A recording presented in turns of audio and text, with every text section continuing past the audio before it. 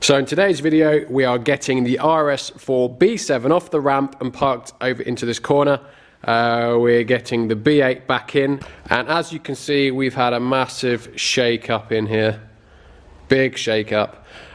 New toolbox, which I put on Instagram. I'm in the process of I've transferred most stuff over to it, but there are still a few bits in there that I need to find a home for. I'm tidying up this bench, just working out what to do with all the stuff, because classic me. There's loads of stuff on there that I haven't used for years. However, it's probably useful stuff that I don't want to chuck away, but I guarantee you as soon as I chuck it away, I'll need it.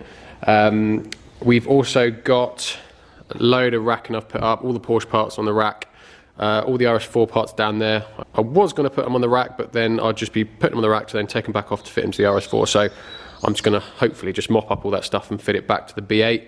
So the B7 is going to go here, B8 on the ramp, and I'll get the Boxster in behind it just so it's out of the rain. So that, but what I am going to do, I have been filming what I've been doing.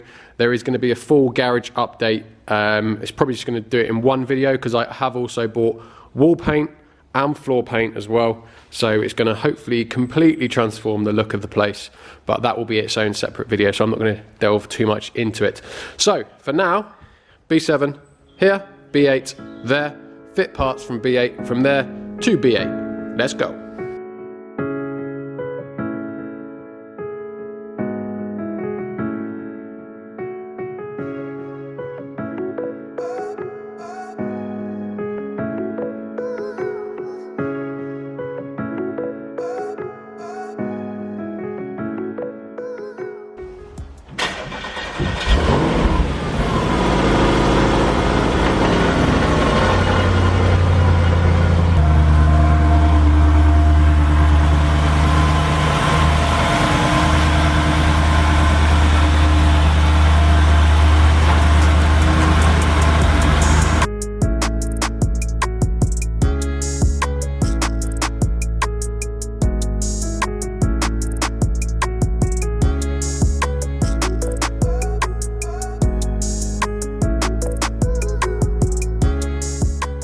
So there's actually quite a lot we've got to do to get this in a roadworthy condition, because obviously I fitted everything as loosely as I could, because taken engine out 4 or 5 times. So what we need to do is actually a back cover panel here that sits at the back. I've got to fit all this wiring properly, all this, the main engine wiring harness, this harness has got to be fit properly, all the fuel lines attached properly, coolant lines attached properly in the top. Main wiring here, look, that needs to be secured properly. We've got to fit our scuttle panel, windscreen wipers, and obviously clean all the rubbish off the top, but we'll do that when we give it a wash. Then I've got to fit air boxes as well. I've got my new air filters that I've just turned up, so we can fit those. What else? I think I've got a vacuum leak from somewhere because my exhaust valves aren't working, so I think I need to look into that as well. Refit ECU cover properly. What else have we got? And then we've got obviously headlights, crash bar, few more sensors to find out where they plug into. I'm pretty sure that's the horn. You've got airbag sensors that will go in there somewhere as well. Headlights, front bumper, and then I've got to put the suspension in properly as well, because I've only just loosely put the bolts in. So we've got to do that. I do have to also align the subframe. There are special tools you can fit in the front to align the subframe.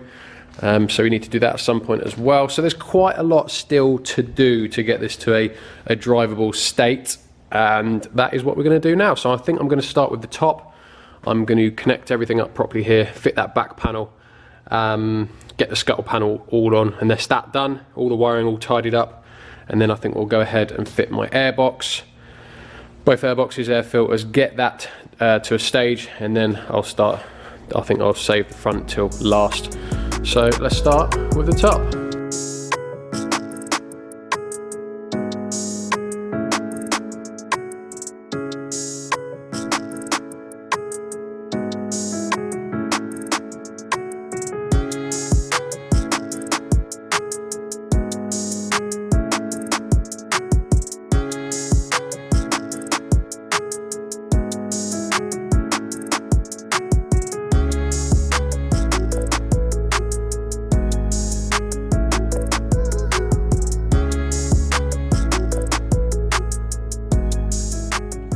Right, so now that is that back panel all in position. It actually has a few cables that go through, or cables, I say cables, one's a two vacuum hoses, brake servo, and also a coolant pump going into the heater matrix. They have to feed through that panel and go into the back there, which they are all now in position. There's a few clips on the back of it as well, a few bolts, and there's a rail that goes along that fixes it all into position and also holds this up as well. So that is the scuttle panel all back on. Everything's bolted, so all good now, all wiring in place properly, all that side as well.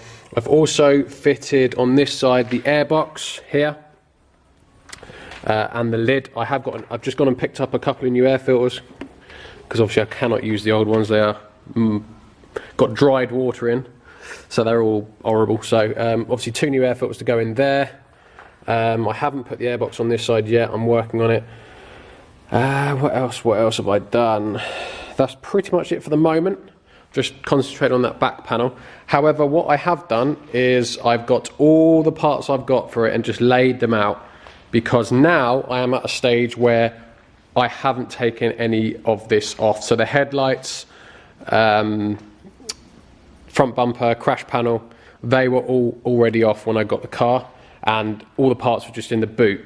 So I'm now at a stage where, and also I've got a box of bolts as well, so now I've got to work out what goes where. I know where everything goes. I've looked through everything, obviously headlights, anti-roll bar, airbox brackets. We've got 2 little panels that go on the front for the pipes for the condenser and radiator, etc. We've got crash bar, that is a brake, there's a scoop that goes at the bottom of the car for the brake ducts.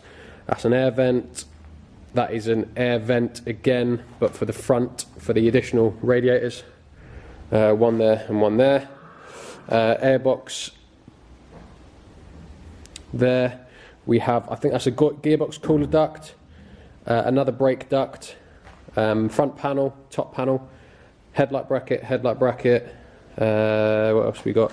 There's the other condenser, radiator trim, airbox trim, and under trays, front and rear. So, and also another front bumper part over here that just goes right at the front underneath the front bumper. So I know where everything goes, that's not an issue. The only thing I won't know is bolts. So there's a lot of bolts I've got here. I have to try and work out which goes where.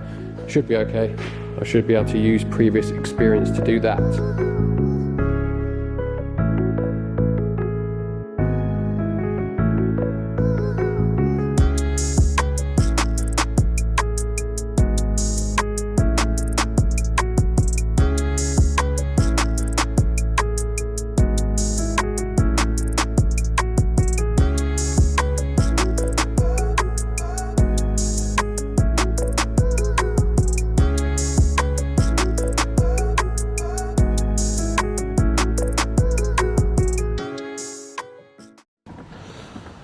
So this is the engine bay mostly put back together now.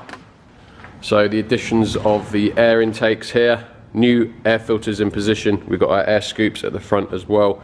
I've also attached some of the wiring, vacuum hoses. Obviously you can see we've got our headlights in as well, crash bar all in position, headlight that side, washer, headlight washers all plumbed in. What else have I done? I've already shown you the scuttle panel in position. So yeah, pretty much done at the top here, all bar just a few cable ties we're about to snap off and stuff like that. Final engine cover and a wash, obviously. But I'm pretty sure that is most things done at the top here now. So what we've got to do now, got left in our little pile, is we've got quite an important part, anti-roll bar to fit. We've got our headlight breathers to fit, and we've just got a few air ducts. What I'm probably going to do is we're probably going to drive this today without having to fit most of this stuff, because obviously that can go on last. I don't need that for a test drive. So, and also what I've got to do is bleed the brakes properly as well. So when I was working the car with the engine out, I had bits of wood in between the brake pistons to stop the pistons from falling out, but one of them bits of wood fell out and one of my pistons popped out and dropped all its brake fluid. So annoyingly, it means that we're going to have to fully bleed the brakes and I am going to have to go on VAGCOM and hope I can do an ABS pump brake bleed, because the air has got into the ABS pump and it is very hard to get out of there without going on VAGCOM and doing a ABS pump brake bleed. So I have also bought a automatic bleeder here, look, because it's very hard to bleed brake. In fact, damn on impossible to bleed brakes on your own. So I've bought like a little automatic one, so you can just top this up with brake fluid, connect the hose to the brake reservoir and just pump it, put some pressure in, and that'll automatically feed brake fluid through while you bleed it. So that is the plan. Let's get it up in the air, and first of all I'm going to fit the subframe. I'm going to fit the subframe because it supports the gearbox and the steering wiring, so that doesn't hang down low. And then we'll fit the anti-rail bar and do the brakes, and then we might be able to just take it out for a quick spin up and down the drive.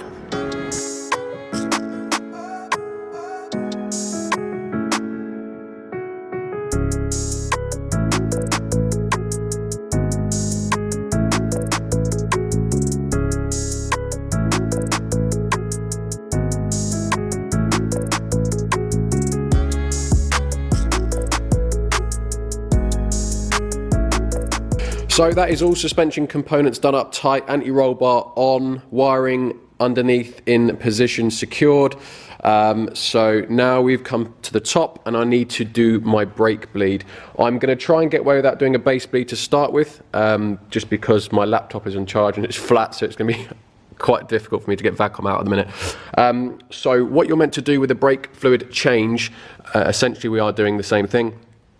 You fit what I'm going to do is fit my new pressurized brake bleeder on, and what you do is you start at the corner furthest away from the master cylinder. So obviously that being the near side rear is what we're going to start at. So we'll start draining fluid from there, about 250 mil. You want to drain from each corner. So we'll 250 mil, and then we'll go over to that offside rear, and then we'll go to the near side front, and then the front closest to the master cylinder.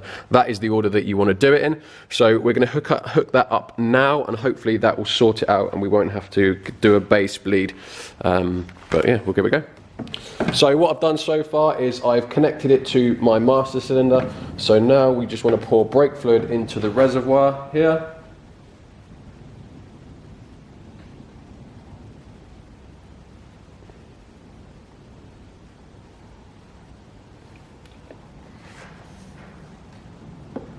Put a bit more in.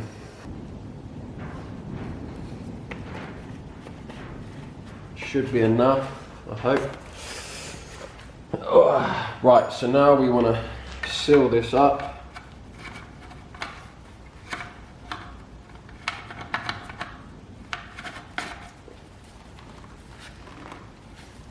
Before I pressurize the system, I'm just going to remove the rear wheels because I don't think I'll be able to get to the bleed nipples without doing so. Right, that is the rear wheels removed, so now we're all in position to do the brake bleed. So I'm just going to pressurize the system. Never used one of these before in my life, so I should hopefully see brake fluid, which I am. Make sure there's no leaks.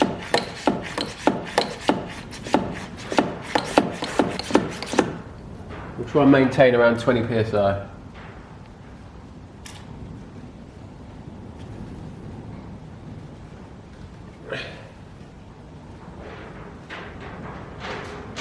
No.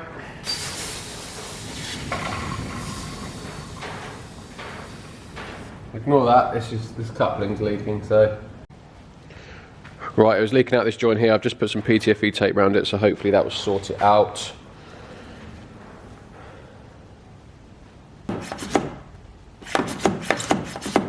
Right, there we go. It's not leaking this time. Excellent. Right, we've got 20 psi. Let's go to the rear.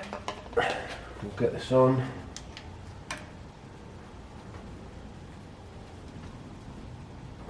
Right, that's doing that. I just now want to make sure my pressure's topped up. Right, there doesn't seem to be any more air coming out of this now, so I'm going to now close this off. Like so. And then we move on to the offside rear.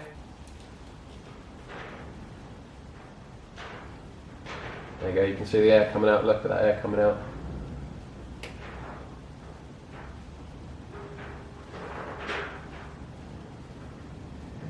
But now we've done most of the bleeding, we should have got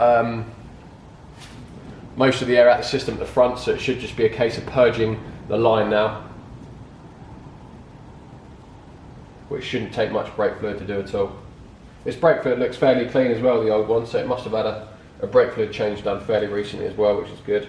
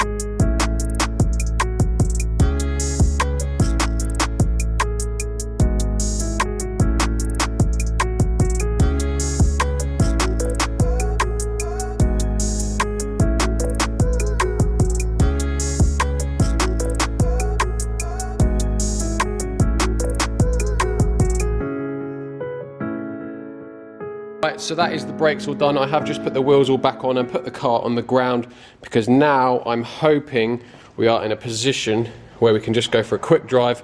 That was the aim of today's video, to go for a quick drive, not on the road, because there was a lot more testing I want to do before I want to go down the road.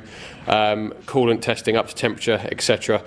Making sure there's no knocks and bangs. But I'm hoping we're in a position where we can just go for a little drive. So, just shut the bonnet. It's looking, I'm not going to put the front bumper on yet because I want to test for leaks and stuff like that on the front. But it is looking 95% like an RS4. So let's jump on the inside. I've opened the workshop door.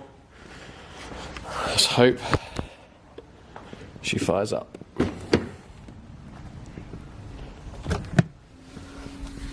Oh.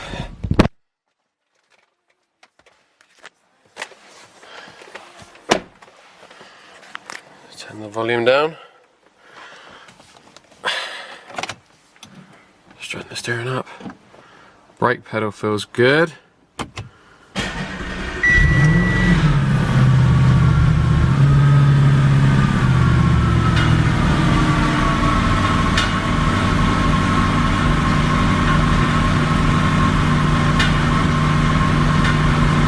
Wonder what that noise is. Well, I've got no engine management light, so that's good. However, I do have a random noise that's now stopped. I think it's where I've cable tied. I didn't put the brace on in the end underneath that supports the steering cable wiring, because I knew I'd have to take it back off again to align the subframe, so I actually just cable tied the wiring up out of the way, and I don't know if that's what's... Have I cable tied it too high and it's hitting on something? I don't know. But good news is we have no engine management light. The only warnings we seem to have is airbag, which should clear now because I've plugged the sensors in, and also TPMS, probably because there's a valve faulty or something like that. Anyway, so my brakes feel good. So let's put it into drive.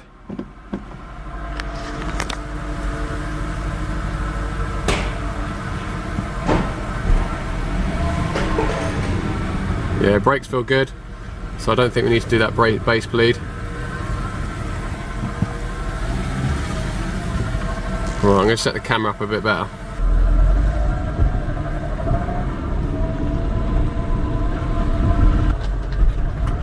First little drive.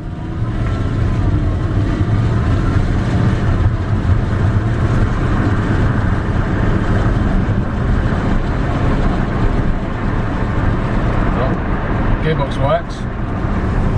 Brakes are horrendous, as in the discs are completely rusty. Oh, do you know how tempting it is just to go down the road?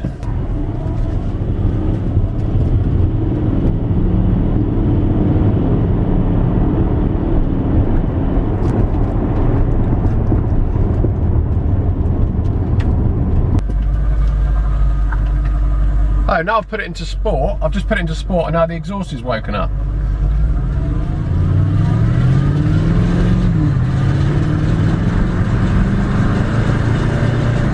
Oh, 3,500 RPM. Nutter. Oh my god, that downshift scared the crap out of me. Thought it blew up. Right, last time, and then I think we'll be ready to put it together. Right, let's give it a little bit more.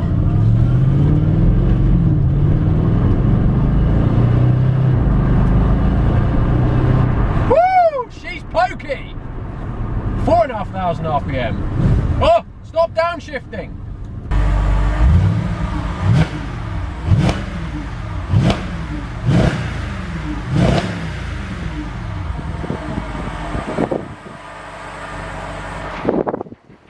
Right guys, so there we have it. She does drive up and down the drive at least anyway. She sounds fine, engine sounds nice and fruity. Exhaust valves are now working, so it sounds a lot better than it was a minute ago. Let me know, what do you think? What do you think in the comments? What does she sound like? I think she sounds sweet. So the aim of today's video complete. We have got it into a drivable state. Most of the engine is now back together, or all of it's back together at the top. We have just got a few more bits to do, align the subframe, some bit more wiring underneath, and brakes are now fine, so that brake bleeding worked a treat.